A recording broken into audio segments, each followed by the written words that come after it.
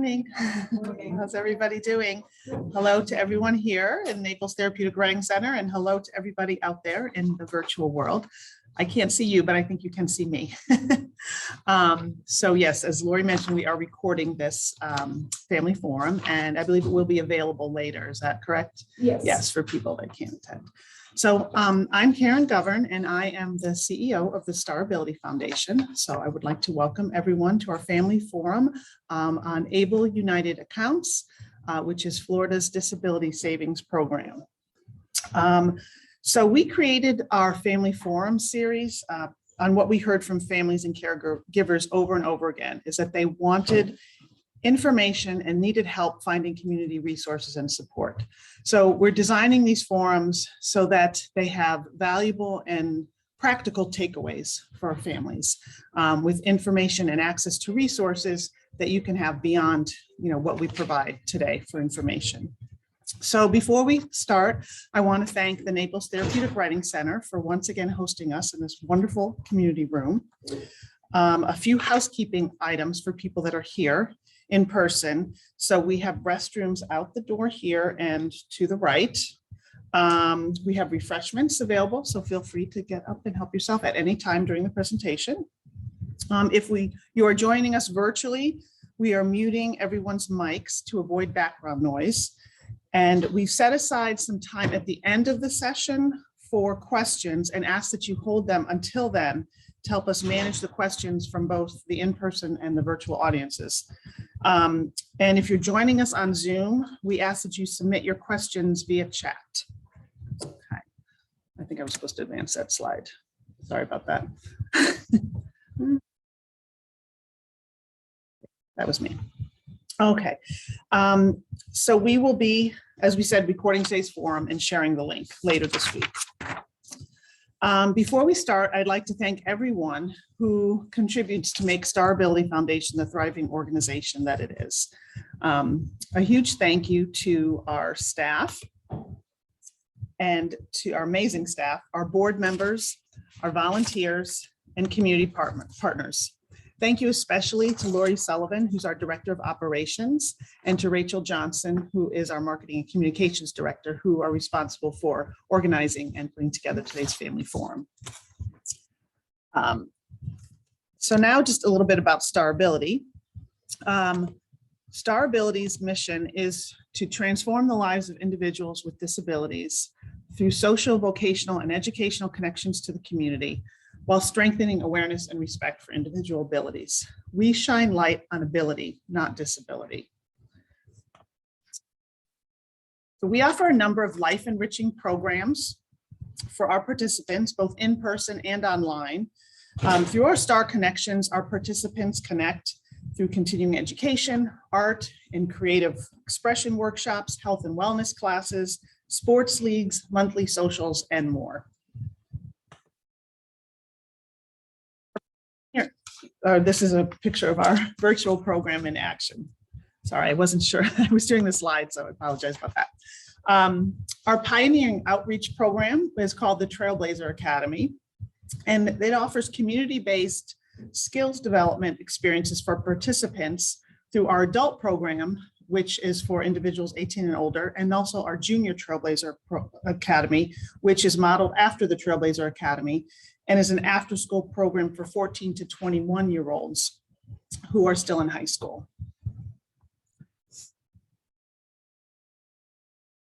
So at our family forum last October, attendees learned about our vocational services and the path for employment.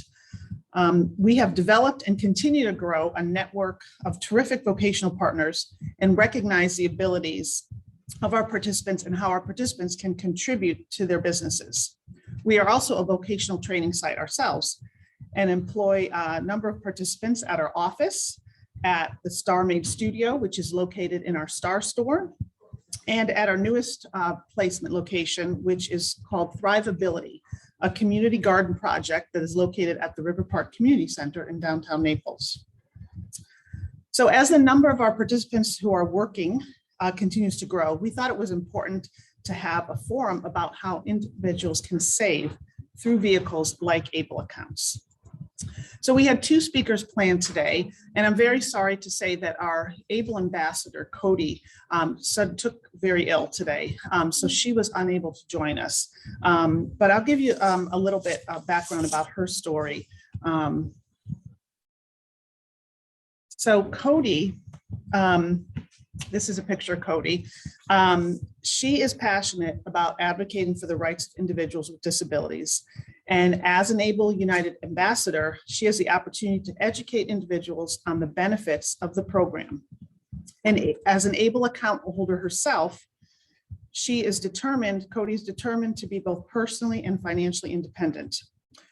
She is also a supplemental security income recipient, and so she is only allowed $2,000 in resources.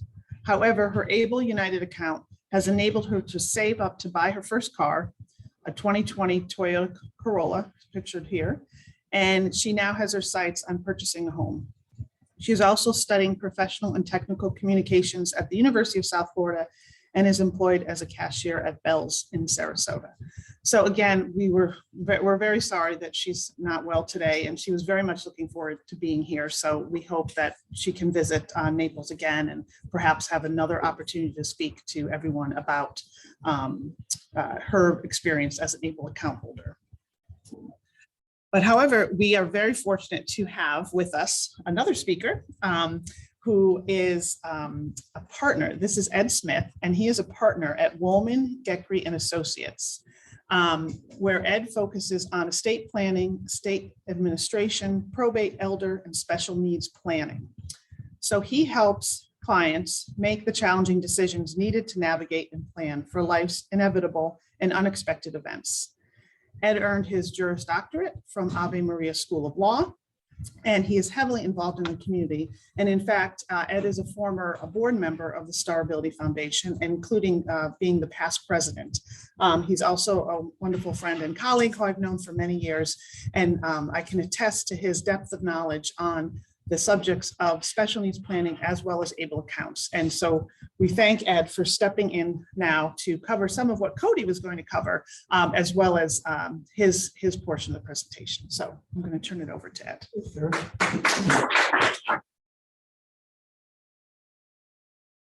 I think everyone can see us physically here in the presence, which is nice. I want to make sure everyone can see us online. So I think we're good to go on that. What I'd like to do is, since Cody was unfortunately unable to be present, I will cover some of the materials because we understand that learning is repetition, right?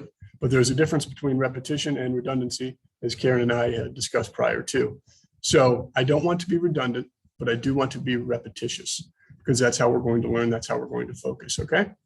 So before we dive into the materials, I'm gonna put this right here. Oh, you're good. Yeah. I wanted to just have a dialogue and a show of hands. And online, you may raise your hand as well with your coffee cup at your kitchen table. How many people have been out of work at some point due to an illness, due to a sickness, due to being fired, due to resigning to a family? How many people have been sick for a day and couldn't go into work, or sick for a day and couldn't take, care of the family? Maybe even it's been longer than a day. Maybe you were down with the flu or COVID or some real sickness, and you were out of work, right? Nothing to do but eat chicken noodle soup and feel sorry for yourself. How would you like that existence? That'd be very difficult. So there's a huge dignity in work.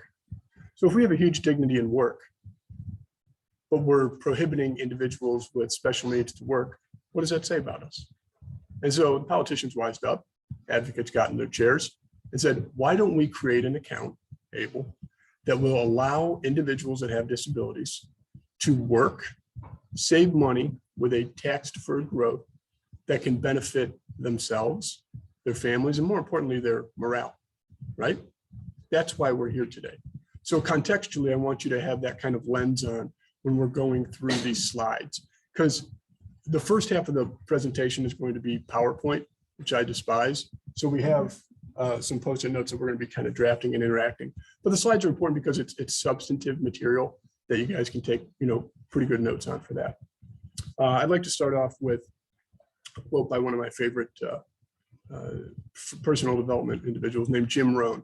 And he said, learn how to hide your need and show your ability. And I think that's very apropos given the context of today. Okay, so before we get into why I'm here and what we're talking about, how do I even know what individuals, you guys, your families, and people experience? Well, firsthand, I have a physical disability of my hands. I have a congenital malformation. This is not to say that mine is worse than yours, because that's dualistic, and that's not what we're intending to do. What we're intending to do is say, I've worked with individuals that have special needs. I've worked internationally with individuals that are deaf. I've worked with individuals with STARability. I've sat with people in our conference rooms, and we've done special needs planning.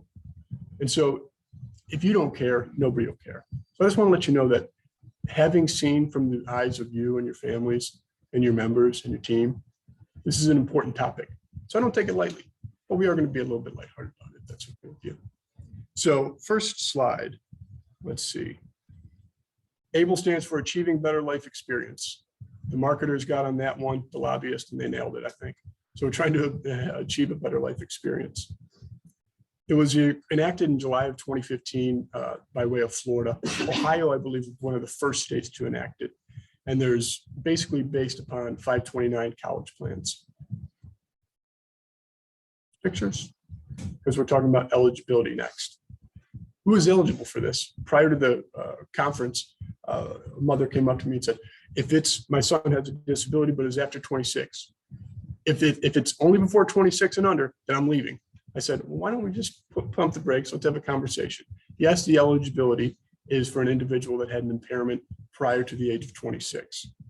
And that the disability must be, quote, a marked and severe with functional limitations. For Florida, we need to be Florida residents, and we need to have a disability onset prior to 26. Okay. Qualifying disabilities. What disability will allow me or my child or my brother or my sister to receive the benefits of ABLE account? Well, here's a list of them, a veritable plethora, right? Developmental disorders, intellectual disabilities, psychiatric disorders, nervous disorders, congenital abnormalities, all of these. So if you have a family member, or if you're advocating for someone that does not have an item on this list, I assure you that it's probably included. And we can speak offline a little bit more about that. Who owns these 529 accounts, ABLE accounts? The individual with the disability does, because they're also the beneficiary. Okay.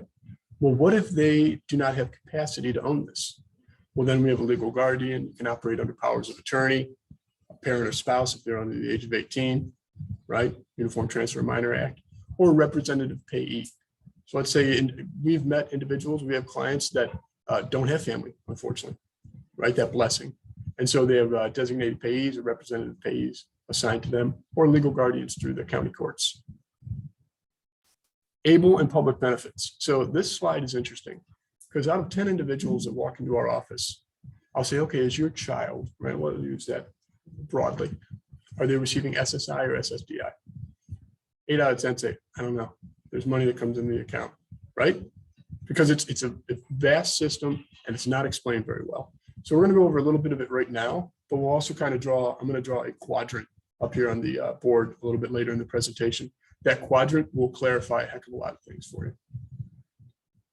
Specifics on Medicaid. So if you're receiving SSI, you receive Medicaid automatically in Florida, right? It's a federal program that is state administered. The funds in an ABLE account are disregarded as a resource. Why is that important?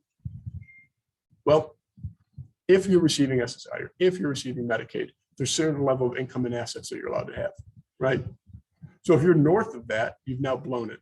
And so now you need to spend down the assets, transfer the assets, use the assets, right? Well, what's the point of going to work, making money, going north of the designated amount, and now being disqualified from public benefit that you really need, right? Back to the context, that's the intent of what we're talking about. So this is saying that funds in ABLE accounts are disregarded as assets. So you can have $87,000 in your ABLE account, still be like, good to go, got Medicaid and SSI, okay?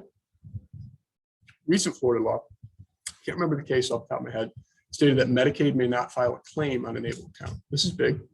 We'll get a little bit into that on first-party special needs trust and third-party special needs trust. All right. Specifics on SSI, Supplemental Security Income. So federal supplemental program. Generally funds are disregarded as a resource. All housing and non-qualified expenses, not same as spent same month, are counted as a resource.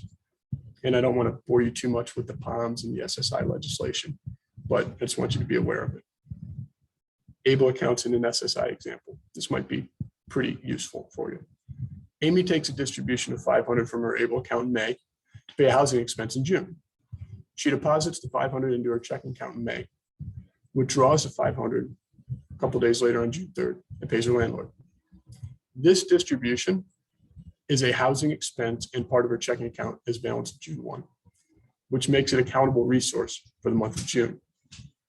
Well, then why would we even do that? You would want to do it the same month that you receive the money.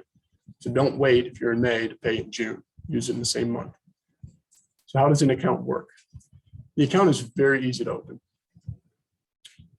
You go to ableunited, I believe, .com, and you open it up. You have a minimum $25 contribution, need banking information. It's basically like opening up a bank account, a 529 plan. Florida prepaid college is very similar that you would do with this. And then you have investment selections. You have minimal investment selection. So people say, well, can I direct the money where it goes? Unfortunately, no. You have like a tier 1, 2, 3, like a menu of options. I guess you call it a pre-fee here in Naples. And that's what you have. So you don't get to direct and trade the stock. You don't get to be Gordon Gekko on the accounts. Okay. So really the three options are conservative, moderate, and then growth. That's what we're looking to do. How do you contribute? What do you contribute? What are we allowed to put in this ABLE account? Can I put Legos in it? Can I put a house in it? Generally not. Legos don't fit well. So a total contribution of $16,000 could be contributed per calendar year. Able to work allows the retirement to contribute about $16,000. And the rollover from 529 college savings plans. So let's say you had 529 established or prepaid college under Florida, find out that the individual is unable or unwilling or doesn't desire to go to college. It's becoming less and less crucial. Great, we can roll that over into the ABLE account. Okay, withdraw. That's great. I made all this money, I put it in the account. Do I just have to leave it there and stare at it and salivate? Fortunately, no, you don't. So withdraw via electronic transfer or connected bank account. So it makes it very easy. Online banking, very streamlined. Earnings are all tax-free if withdrawals are used for qualified disability expenses. This is big. So a couple of high points. I want you to walk away with an understanding a little bit more about public benefits. I want you to walk away a little bit more understanding with ABLE accounts. And I want you to walk away a little bit more understanding about what are qualified disability expenses, because that's big, okay? And then choose which investment that you want to do. Here we go.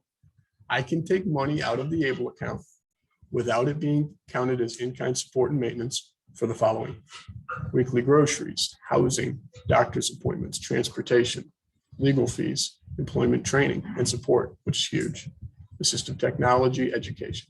Pretty broad strokes. Can I take it out for Disneyland? Unfortunately, no. There's another way to do that. We'll get to that. Costs associated. This slide is somewhat troublesome for me. Everything has a cost. Everything. And I don't mean dollars and cents cost, right? You being here this morning has a cost, right?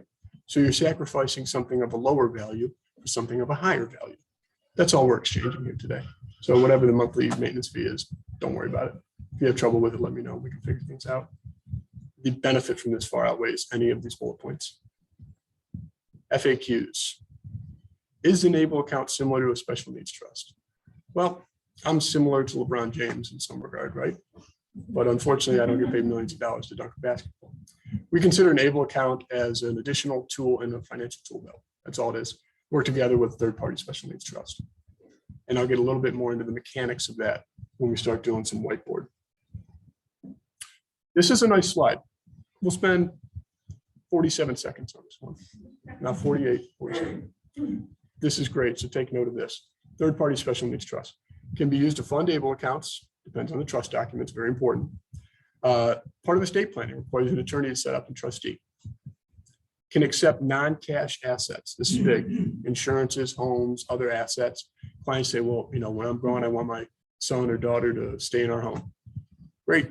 A lot of questions there. Opens up, right, Pandora's box. Can they live independently? How's the home maintained? Who gets title of the home, right? I mean, and a special needs trust can handle real property. And then they allow provisions to allow a trustee to fund the able account, which is big. Because let's say we have an individual that has a disability. Mom and dad create third-party special needs trust. Mom and dad become incapacitated.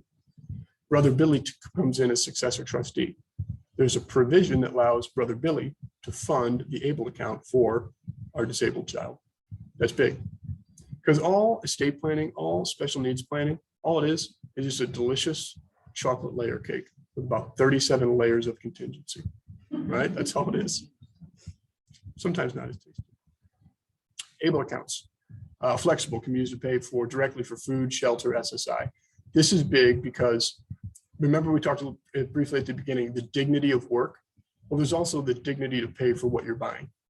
Nobody wants to be on someone's dime all the time. Well, I shouldn't say nobody. Most people don't want to be on someone's dime all the time. And it's nice to have that dignity where you pull that out and you buy that Dairy Queen yourself, right? It feels good to do that. Grows tax-free, that's huge. Free online enrollment, and can be administered by the individual, the beneficiary, or a third party, which is really nice. And there is protection against creditors, which a third party special needs trust generally does not. So that's a big thing. If I move out of state, do I have to close my Able United account? No, you can keep it open. But this is a huge issue for our snowbird clients. Many of the clients that are traveling to and fro, Ohio, down I-75 to Naples, right? They're saying, well, we go part-time up to Ohio, we go part-time down here. Where do we open up the Able account? I say, where are you voting and where are your taxation, right? That's where you should open up the Able account. All right, well, you know what? My wife passed away. We're going to move back up to Ohio. Great, leave the Able account here, and then I'll connect you with counsel in Ohio so you can have a conversation about what that looks like to open up an Able account for your son, your daughter, your brother, your sister, so that they can work in, you know, a different facility up there. Okay. Do I have to file tax on Able account?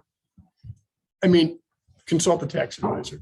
Generally, at the end of each year, you'll receive a 5498 QA, and that shows contributions to the Able account.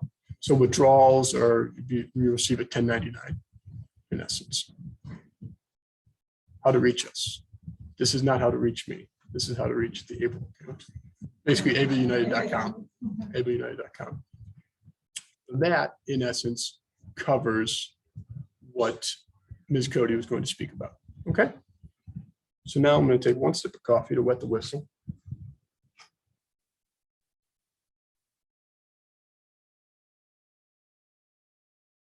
And we're back. So now, hello, my name is Ed Smith. I'm the guest speaker today for Able accounts and going through what needs to be known. And I almost wanted to, you know, let's do that for one moment. What result do you seek today by being here, carving out time for an hour and a half for yourselves, right? I assume and I presume that it's to gain information on Able accounts, on special needs trusts, how they interplay, if they're a good fit for your specific situation, how do we use them? Why do we use them? Perhaps more importantly, the how's easy. And what the heck are they? Is that a fair assumption? Okay. Let the record reflect online that the heads are nodding yes. So let's talk a little bit about government benefit because that's big. A lot of people don't understand it. And I've read treatises on this and there's articles and there's POMs. It's nauseating. So let's do this. We're going to do a very simple chart, right?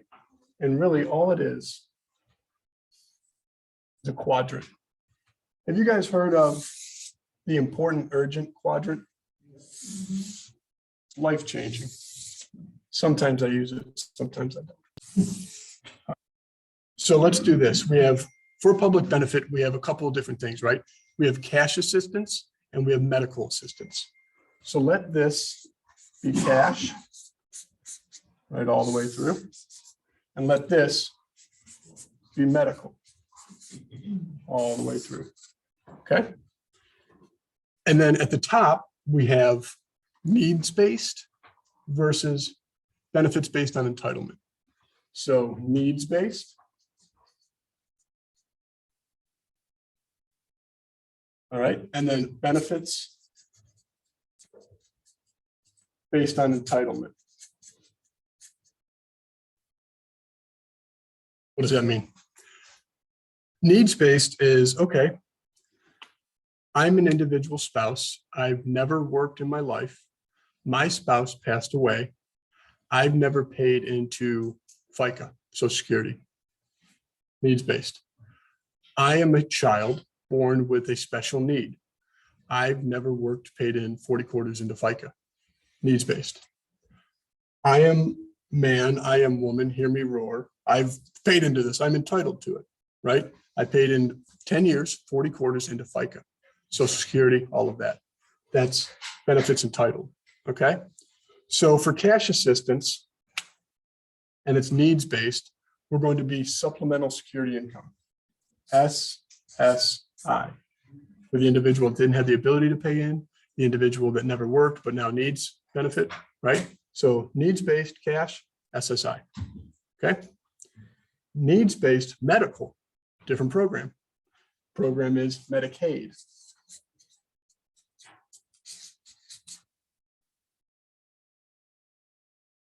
Mince words with Medicare, Medicaid, because we just don't know the difference. Because the commercials are talking about Medicare, but I'm told that I need to get Medicaid for my son, my daughter, my brother, my sister. What's the difference? Well, needs-based medical need, Medicaid. That's how it is. Now we're moving on to benefits entitlement based upon cash. Cash then is SSD, Social Security Disability, right? You're 52, you've been working 30 years, and you have an accident on work site, something like that. Social Security Disability kicks in, SSDI, right? Versus SSI. And then you also have childhood disability benefits that sometimes can come through parents as well, based upon that. So it's cash-based benefits entitlement. That's what it looks like. And then lastly, we have our medical assistance, but I paid into a program. Benefits entitlement is Medicare. Why does this matter? Why are we talking about this? I thought we were talking about ABLE accounts, Ed. Because if we don't even know which quadrant our loved one is in, how can we properly plan effectively, right? So that's what we're going to be doing, is understanding which quadrants they land in.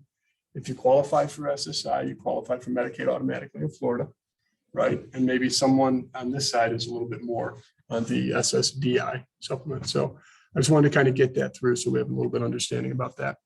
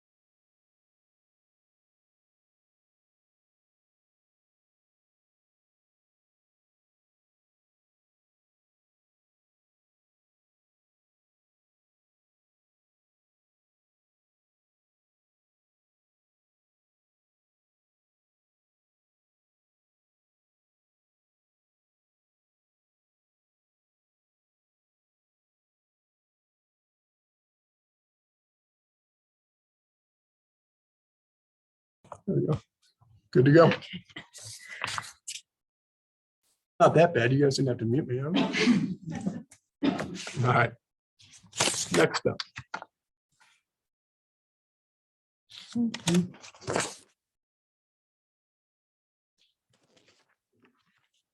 Everyone looking forward to Q&A? Get to talk then? Now listen. Here we go. Trying to get highlights for you.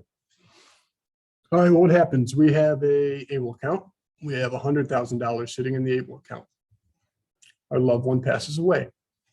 What happens to the $100,000? The answer is, it depends. But the answer is also, we can transfer and change beneficiary designations. Usually we do it on siblings. And so for an example, if the beneficiary upon the death of an ABLE account is the brother or stepbrother of the ABLE account beneficiary, then it can be passed to them with no Medicaid lien. So ABLE accounts can be subject to Medicaid lien, depending, right? So if Medicaid paid out a certain amount of dollars, $20,000, and you have $100,000 in the ABLE account, Medicaid could make that, but the new law changed and they're kind of butting heads on if they are able or not able to. And we said earlier in the slide that they are unable to based on recent case law, but I want you to be aware that, maybe that's not the case moving forward. So we can't, it's very difficult to plan in a vacuum. So holistically, we need to look at, okay, at a point, Medicaid can make a claim against an ABLE account. Well, Florida law says today they cannot. Great. Has anyone ever experienced a change of laws? Do you guys remember 3-2 beer? Same idea, right? So that's something we need to look into. That kind of segues into a conversation about whatever you do today or whatever you do in the next month or year, the importance is to keep planning, keep evaluating. Because when you have a disability or special need, decline is going to occur, right? If you rest, you rust. And that's a reality with all of us. So as decline occurs, as assets increase, as laws change, whatever you created 10 years ago, guess what? It's probably not going to work effectively or as effectively as you thought. That's why keeping up on these laws, doing these family forums, being up to date is important. Another why are we here? That's why we are here, to keep up to date on what's going on. Otherwise, you got a beautiful Cadillac. It's got no air in the tires and you can't get to where you want to be. So you got to keep putting air in the tires. Okay. Qualified disability expenses. This is huge. This is, I want to drill it in. Qualified disability expenses can be paid for by the ABLE account. This is big. So education, housing, transportation, assistive technology, health issues, legal fees, any of that can be used as a qualified disability expense. Once again, if you're going to be going to Disney World, it's not going to be accepted. You can't take out a $15,000 from the ABLE account and go see Mickey Mouse. No good. We talked about limited investment and how you don't really get to be Gordon's apple on Wall Street. Tax-free, this is good. So tax-free growth and penalties if used for non-qualified expenses. Well, sounds good, Ed. You know what? I know the money's in there. I'm not really concerned if it's not for a qualified expense. I want to use it to take what I want to do. Great. So contributions are after tax dollars, but earnings will grow tax-free. Just like a 529 or a Roth style IRA, right? Withdrawals must be for qualified expenses as we've indicated, or else earning portion would be subject to regular income tax and a 10% penalty, similarly to a kind of 401k. State penalties could also apply, but I don't believe Florida has that. That's great, Ed. I just listened to you for a minute and I don't know what you just said. Here's what it means. An example. Let's say Bob, over a decade, saves about $50,000. And over that period, the account earns $10,000. So Bob put in 50, earned 10, now it's $60,000. If Bob were to use $60,000 for down payment on a home, no taxes would be due. But if instead Bob were to use $5,000 to pay for that trip to Disney World, then under $5,000 would be taxable plus a 10% penalty. All right, so that's the illustration of the case or statute prior. I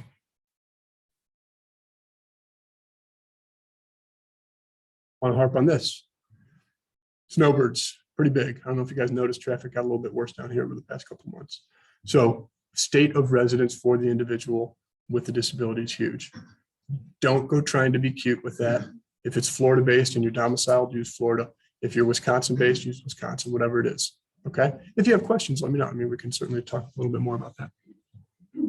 Reminds me, remember there's three bears, right? There's a story about three bears, Goldilocks, something like that.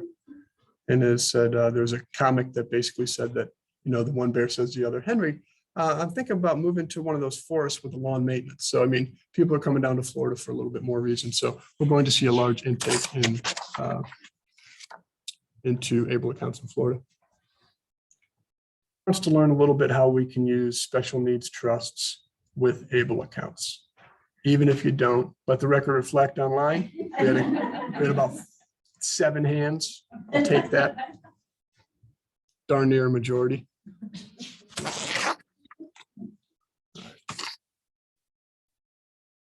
Do another sheet. Are these the sticky ones? They are. Oh, nice. All right. So let's see. No, you're good.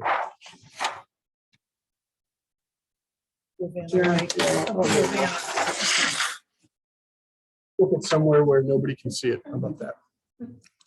So what I want to talk today about is a little bit more further about the first party special needs trust and third party special needs trusts, because those are very important. Tech good, Lori? We're good? Okay. Let's do this.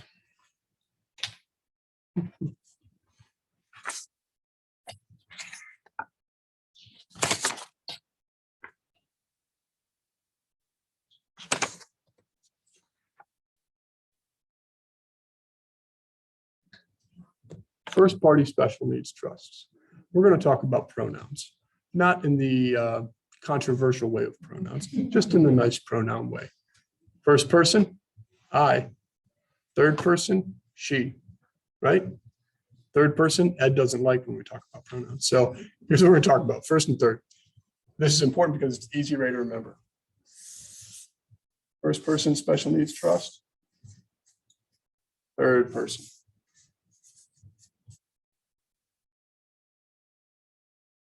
What do you think establishes a first party special needs trust? The individual with the disability. So that's what we're looking at here. So let's talk a little bit about that.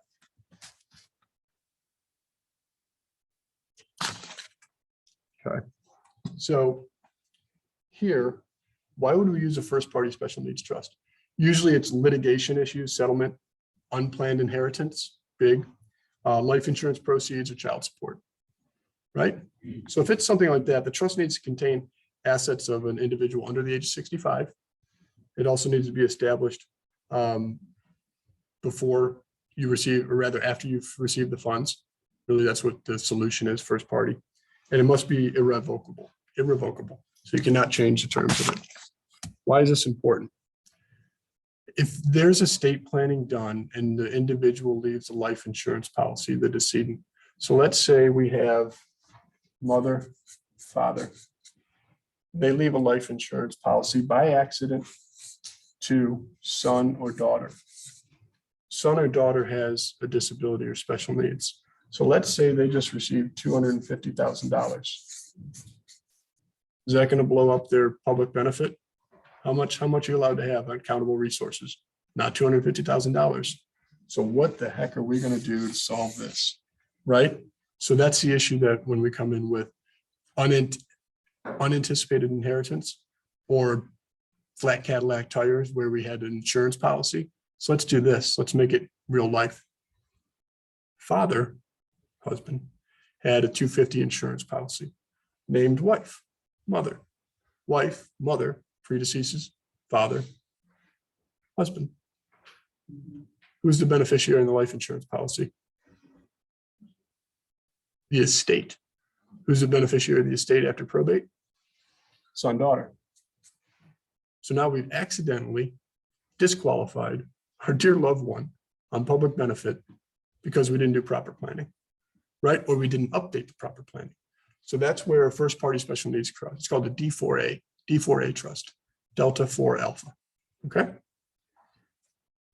Not great. They have their ways to use it. I prefer using a third party special needs trust. Third party special needs trust can be established by she, not I. So a third party is establishing the special needs trust. Why are we doing this? Well, because it doesn't need to be irrevocable.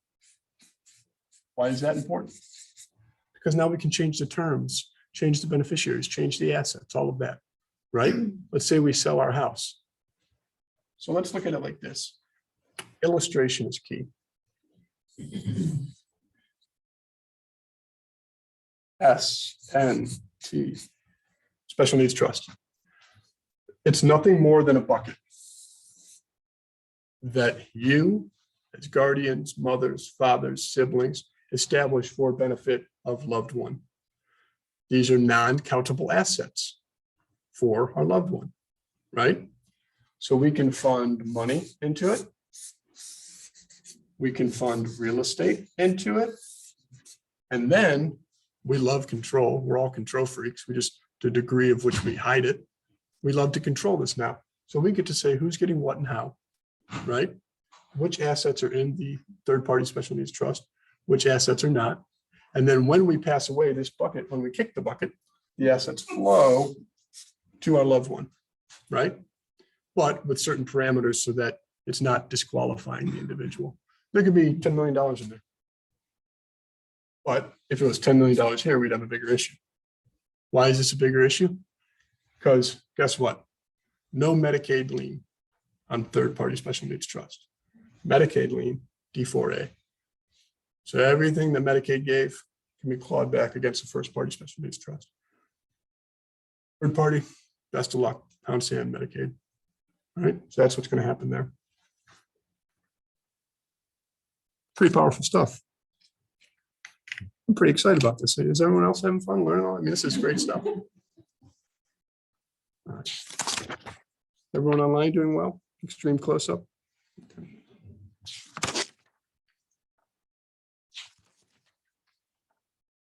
Let me see what else we have. Medicaid payback is big. Let's circle back now that we have a reasonable understanding of public benefits. We have a reasonable understanding of Medicaid and SSI. We have a reasonable understanding of third-party versus first-party special needs trust. Let's talk a little bit about examples, and then we'll dive into a little bit Q&A, okay? So examples. So there's sometimes individuals have difficulty remaining below the resource limit, right? So let's say, for example, Sally has a disability, occurred before the age of 26 and is receiving SSI and Medicaid. She has a job, receives Section 8 housing, and lives very frugally, and has difficulty staying below the 2,200 resource limitation. What do we do with that? How do we plan for that? Well, there's a couple different things. If you want to remain below that limit, we could transfer up to the 16,000 to a year of excess wages into the ABLE account, right? Circling back, full circle. And that, 16,000 could be used at a later date. I guess it's akin to canning. Is anyone else from the Midwest? I've never canned anything in my life, by the way, but canning, right? You have the beautiful garden and the bounty harvest. You bring it in. Well, we can't eat, 37 pounds of okra today. I don't even know if they do okra in the Midwest. That's more of an Oklahoma thing. But what do I do with that? I can it, right? So this is basically you're canning your money in an ABLE account so that later down the road, you can go to the storm shelter, pull it out and eat it, okay? That's great, Ed. What if I don't want a can? I want a buffet. Well, that's how we use third-party special needs trust with it. So Sally is competent on SSI, lives in an apartment on her own, right? Section 8. She has a third-party special needs trust established for her parents. They use the special needs trust to fund the ABLE account. Great. ABLE account is used to supplement the rent, remember, because it's qualified expense, without being counted as in-kind support and maintenance. So that's huge, because any in-kind support and maintenance, ISM, meaning like if someone gives you money and you have a disability and you don't report it, that's in-kind support and maintenance, it could reduce your public benefit. So this is a way to not have in-kind support and maintenance on that.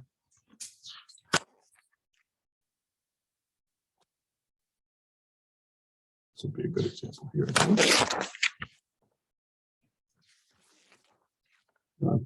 Income tax considerations. Income tax considerations are big. I'm not going to get into those today because they are beyond the scope. When you are establishing an ABLE account, I recommend that you speak with an attorney. I recommend you speak with a CPA because there are income tax considerations. I think it's beyond the scope of today. I had a couple of slide and conversation points, but I don't want to get into that because what does a confused mind say? No, right? I don't want to confuse anyone. We're not going to do that. Not that you're unwilling or unable to do it, but I think for the scope today, we need to talk a little bit more about repetition of special needs trust, able accounts, qualified expenses, and those will be kind of our high points. Okay. Let's do a couple more examples and we'll do questions. So example number one, Jimmy Rogers inherits $10,000. Jimmy has a disability that occurred before the age of 26 and is on SSI and Medicaid. Jimmy has the following options. He can spend down the assets in the month of receipt, which is basically like Vegas logic, just burn it. Number two, they can join a pooled trust, D4A, or have grandparents establish a self-settled trust, or you can put the funds into an able account. Those are your three options. Three of them. Another example, let's say a guy named Jack Johnson, who's receiving SSI and Medicaid. And based on disability he had since birth, he'd like to go to college. Great. His friend and confidant, Tom O'Leary, says, I'd like to assist him financially with that noble pursuit. Perfect. Jack Johnson is competent and able to manage funds without assistance. What do we do there? Tom O'Leary could pay directly for his expense directly, his education. Or Tom could set up a special needs trust for Jack Johnson, third party. But would prefer that Jack have more control over the funds because Jack has the ability to manage the funds. So instead of saying, to your buddy, Mother, may I, you can have an able account created. So Tom could create an able account for Jack Johnson and place up to about $16,000 a year in it for him for use of education, qualified expense.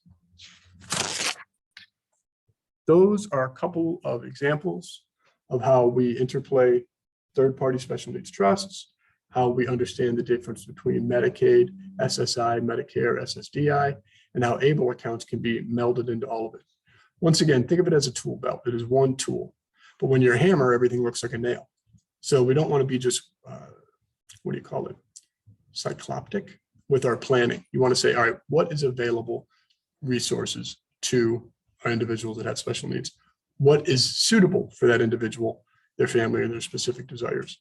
And the reality is that those answers change based upon their unique circumstances. But this, I hope, gave a broad brush over how they all work together. Okay. So next, I think we're doing Q&A. We're going to switch between chat and in person. Whatever you'd like. So if anyone, Okay. so we're going to get online going. They're going to be sending, I think, little typings. Well, Lori will read out the questions. Oh, she'll read it out. Online. So Okay, we'll start better. with the online folks first. Online first. Okay, we currently have one. If you have a special needs trust, why would you put a large amount of money into the able account? Good point. Yeah. Well, the able account, I guess, is so if you have a third-party special needs trust and you have $1 million in there, awesome. Who has access to that? Well, the trustees. Who are the trustees? Generally the parents, third party, or whoever established it. So why would we want to have an able account? Because the able account allows the individual that has a disability to have the stewardship of that asset. And it allows them to fund their work funds into the able account while other assets are preserved here. Especially because special needs trusts can have $1 million in it. Able account, remember we did the little mathematic equation, you can only have a certain amount of limit over a 30-year span. Plus you also do only get to put in about $16,000 a year. So if you're making more than that, that's where special needs trust would come into play. And that's, I think, would answer the question, I hope. Person with the disability is not able to withdraw from the special needs trust. Only the trustee is allowed to. How do we word that makes sense, right? Yeah, third-party special needs trust, trustee makes distribution to beneficiary or to institution. But I, as recipient or individual beneficiary, I cannot just go, I'm gonna take this. So it looks very similar, but the mechanics of it are very different. Yes, sir. Are we going on? With say IRAs, there is an increase generally over the year. Keep up with, I guess, inflation, and also there's catch-up provisions. Are either of those true with the able account? I believe there are catch-up provisions on the able account. I do not know that off the top of my head. What I'd like to do is get your name after you speak. I will research that and send you an email on it. We're going to talk. Great. And then I'll put that also in.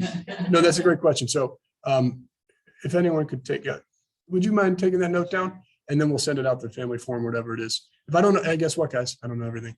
If I don't know something, I'll research it and find out, and then we can post it out to the family forum or whatever it is. So the issue is, the question is there a catch-up provision for able account deposits? Thank you. Would it make sense to just take the SSI money and the SDI money and put it directly in the able account? You wouldn't run the risk of having an account with too much money on it? I guess you could, but I mean, and I don't have a child that has special needs, but I presume that the expenses, I would want to use that government benefit money first, exhaust that resource, and then plan for next with third-party special needs trust or employment. I mean, if they're giving you the money, there's no sense in saving that money, exhaust that resource, and then follow a plan to supplement it. Yes, I have a son, he's on SSDI, so he gets Medicare. yes. And he's just starting a job, but he's limited in the number of hours he can work. Mhm. But if he had an able account, would he be able to work more without losing benefits? Believe that he would. Yeah. So the next question, on SSDI, can you add an able account to work more hours? I don't know the answer to that. Okay, We will find out though. okay. I was Yes. gonna ask if funds, SSI funds that come in monthly, Mhm. they can be deposited, or a portion of them deposited into the able account? I believe they can. Yes. So, okay, so not, so when you do your annual accounting to be for guardianship or whatever, that could be listed as contribution to able account? Yes. And you're only allowed to put an aggregate in annually and then also over the 30-year term.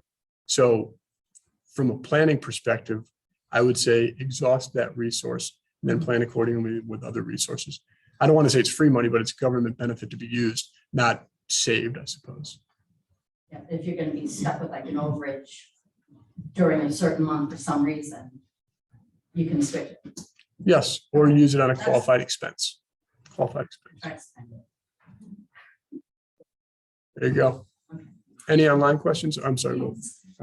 Can other people leave money in a third-party trust, like grandparents and other relatives, and can anyone fund an able account? Yes. And yes, Could you, in case you go online, can't hear, would you understand? yes. But also you raise a bigger issue. Third-party special needs trust is established for the benefit of the individual that has disability special needs.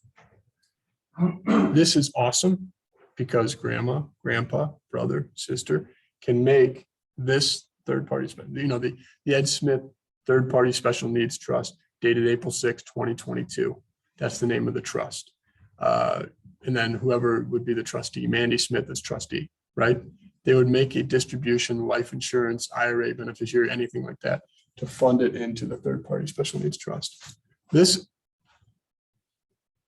I know this is a blanket statement, but with 90% accuracy, I would say that individuals or families that have individuals with special needs, a third-party special needs trust is the majority of the case, a very powerful planning tool that can be used in concert with able accounts and other planning. But this is huge because even if you don't have resources or, I'm scrapping by and I'm trying to save for my own retirement or whatever it is, it's still a bucket that's available for the generosity of other individuals. Yes. When a money, isn't it true that rather than giving a check to the parents or whatever, it can be, the inheritance should be made out to the supplemental trust. That way it's not considered an inheritance, right? Yes. So the question online, and I think I'm going to start doing that. The question online is, if there is an inheritance, should it be made to the individual or to the third-party special needs trust? Is that the question, ma'am? Yes. Okay, yeah.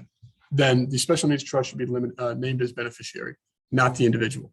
Because once again, we harken back to the $250,000 insurance policy that the beneficiary predeceased. Nobody updated the beneficiary.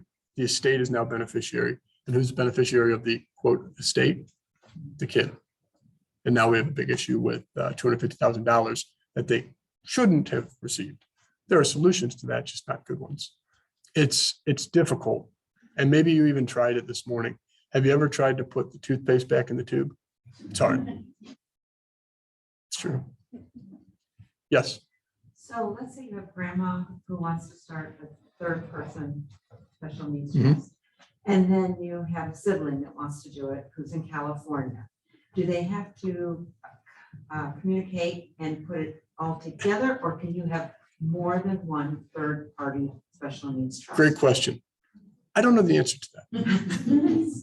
Because the reality is like, yeah, all right, we have a brother and sister. They hate each other. But gosh, do they love the niece or nephew, right?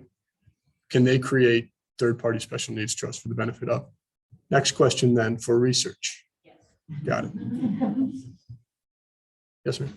If you have an account that was, the money in the account was pre-tax, you can pay any tax on it, saved it. I think earlier you said if the able is tax money that you tax. Grows tax-free. Can you take that money and put it into an able account and not have it taxed? I believe so, yeah. I wouldn't see an issue with that. Online? Is it best to keep the smallest amount possible to meet the needs of the child in the able account so that the account never reaches 100,000? Can you repeat the question? Sure. Is it best to keep the smallest amount possible to meet the needs of the child in the able account so that the account never reaches 100,000? I guess that's a cash flow question, right? So the question online, should you always keep it below 100,000? Well, I guess, no, you don't need to keep it below 100,000 because you're allowed to have, 450,000 arbitrarily over a 30-year growth period. Now you're only allowed to put the 16,000 a year into the able account. Otherwise, everyone would just throw a bunch of money into it and make a quasi third-party special needs trust. So I think that's more of a cash flow question. I would not suggest to limit the aggregate total to less than 100,000 unless there's a reason for it. But remember, why do we have able accounts? Because we want individuals that have special needs or disabilities to work. If they're working and over the years making more money, then we don't want to say, hey, you know what, you can't work anymore because you had a threshold of 100,000. So I say, let it grow. Yes, sir. With the able account, can others readily also contribute to that? Is it like an open account where? It is, but only 16,000 a year. Right, with brothers and sisters, aunts, uncles, cousins, whoever. Yep. Is there a tax benefit for that? No, Yeah. no, No. not a charitable contribution. Yes. Do they have able accounts in all states? The vast majority started in Ohio. And then Florida was 2015. I would be very surprised if not every state had one. Last time I checked, I think there was like 42 that had it. And the 8 that don't move there. It's a bigger sign. Is there an age requirement for someone to establish an able account? 18. Yeah, you can't be a minor. Yes, Bert. Are there better institutions in the state of Florida than others to manage your able accounts? You don't get the choice. You don't get the choice. Yeah, it's under a state bill, created basically an investment group that manages the able accounts. And you get like the moderate, the conservative, and the what do you call it, aggressive growth. You basically get 3 options to pick on, click, click, bang. So you only have 3 options to choose from. It's all housed out of Tallahassee. You don't get to select like, oh, I'd like to have, Finemark, or I'd like to have Wells Fargo as my investment. Yes, sir. If they're getting SSI and like Florida State Consumer Directed Care, is there any conflict with that with the able account? How so? What would you perceive as a potential Like issue? if they get money from SSI and you also get money from the state. Mhm. Any problem mixing those and putting them into able accounts? No, but once again, I wouldn't use the able account to save money in that regard. I would recommend that you would use the resources that you have, because it's not a lot of money that SSI is giving. No. It comes in and it's out before it's even there. Right.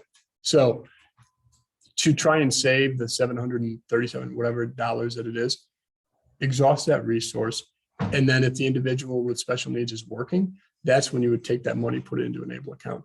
Then you can use it as a qualified disability If they're expense. not working, If they're not working, try and get 16,000 and put it in there. Ed, we had a question up front. May bleed over into the, the tax part of the IRS. But it used to be when you had a guardianship that you had to account for money in, money out, how it was spent. They've done away with that part of it. Is there something similar for the ABLE account? I mean, you're talking about qualifying versus non-qualifying. Is there an accountability? There's a reporting. Yeah, there's a reporting that shows your expenses so that where you use the money. How closely audited it is, I don't know. Right. And I would suspect that resources are pretty slim. Any questions online? No, no. Oh, actually, yes. When should you start funding a third-party trust? Can that money be used for quality of life things like vacations? Yeah.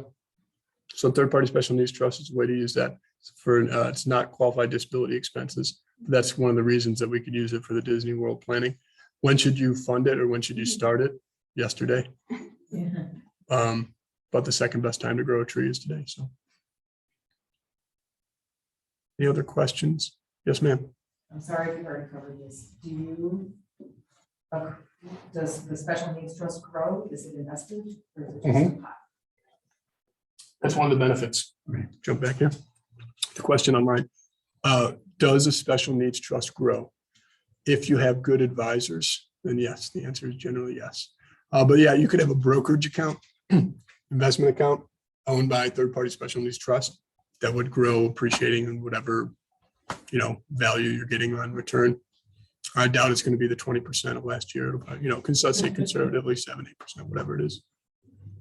Is it better to balance like the ABLE account for growth and the SNT for more moderate, or is there any advice on It is really dependent upon the facts of the individual and their family, the finances, the goals, the siblings.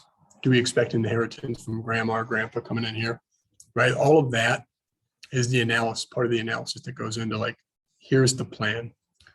But it's also called estate planning, special needs planning. It's not called estate plan, boom, frozen time. That's really important.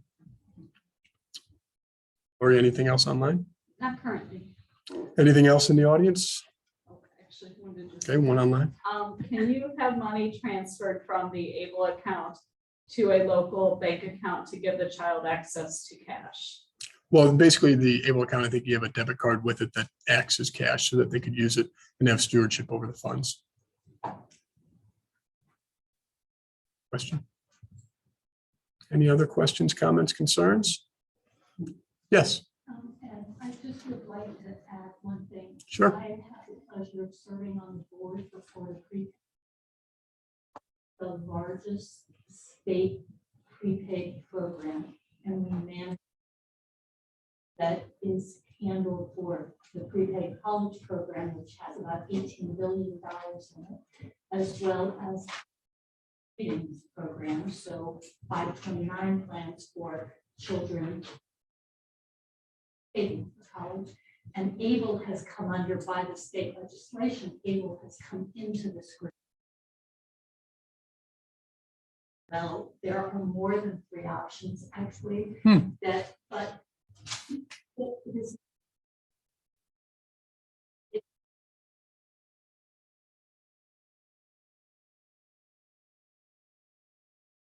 So you will never see the same kind of growth there than in the special needs trust, where you have the opportunity to make those investment decisions. So this will be very conservatively managed, but appropriately so for the funds being there when the child, the adult at the time needs those funds for whatever the needs. It is not aggressively at all. I don't want anybody to think that it is conservative. So online, that was Ms. Adria Starkey of Fine Mark, and she sat on the board that manages the investments for it. So believe it or not, I didn't call her in for that. That would have been great. And the investments are conservative for online, if you didn't hear, conservatively managed. And in essence, There's a lot of fixed income investment portfolio. Highly, there's a great group of people, and there are numbers that you can call, and they're very good at answering any questions about the plan that you have. They're actually excellent staff there, able to answer your questions. Awesome. Thank you. All right, I think we have one more. Oh, never mind. Nope. Just a comment. All right. Well, Thank you very Ed much for your Brown. time. Thank you, Ed, so much. Yes.